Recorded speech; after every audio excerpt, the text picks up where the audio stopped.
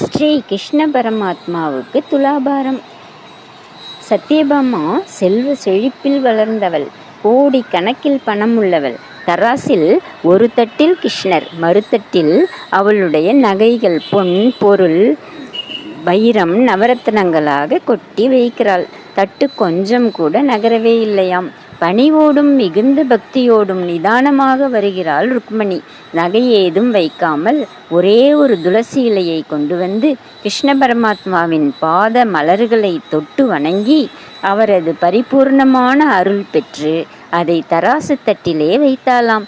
எல்லோரும் அதிர்ச்சி அடைந்தார்களாம். ஏனென்றால் தராசு சமமாகி நின்றதாம். கிருஷ்ண பரமாத்மாவும் ஒரு துளசி இலையும் எடையில் சமம். வரதட்சணை கேட்டு மனைவியை கொடுமைப்படுத்துவோருக்கு இது ஒரு நல்ல பாடமாக அமையும். அன்புக்கு விலை ஏதேனும் உண்டா? நிர்ணயிக்க முடியாது.